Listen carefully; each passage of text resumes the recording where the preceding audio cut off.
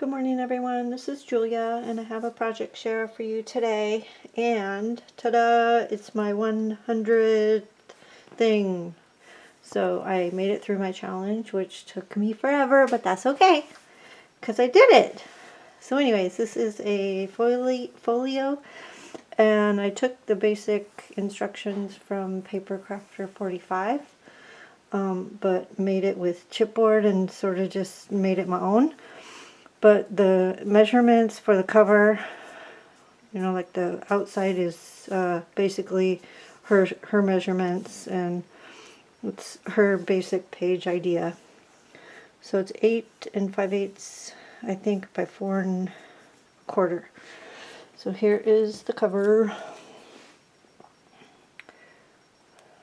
And I was just trying to use up some scraps. It's I think it's a DCWV coral something. I can't remember.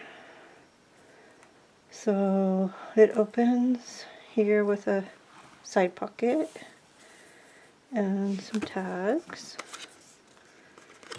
I made. And then these are cutouts, these two. And I just put a little bit of a trim next to the border. And this side just has a little tuck spot with another tag, long tag. There's nothing back there. And then there's 2 pages. This one has a belly band. And she did this in a different tutorial. I didn't do it exactly like she did, but she does a belly band that connects to a bottom pocket so you can keep your items in place. And I just made another little mat. These are cutouts, so they'll stay in here. And then it's a side pocket, or not. I shoved it in there. Good. There we go. I'm having allergies today, so I'm sniffling. Allergies have been very bad this year for me. I always have them, but this year's really bad. So this is the center, and there's a cutouts,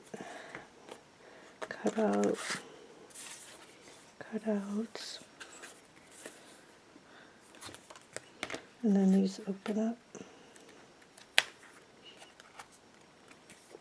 like so.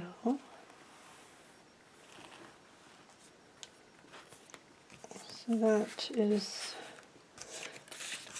the center part, and I just did the trim again on the pocket,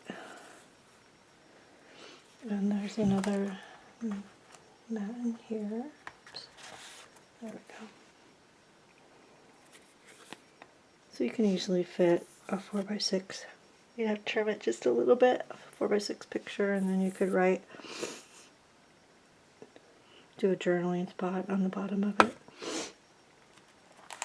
And the back page has another tuck spot, and just a few of the cutouts again, and a couple mats.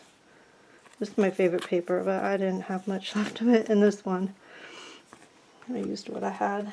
And then there's a waterfall. And I just did it with the designer paper accidentally. I don't usually do that. I usually, you know, do a cardstock and then mat it. But I don't know what I was thinking. It just happened. So I just left it. And used my scraps to make the waterfall.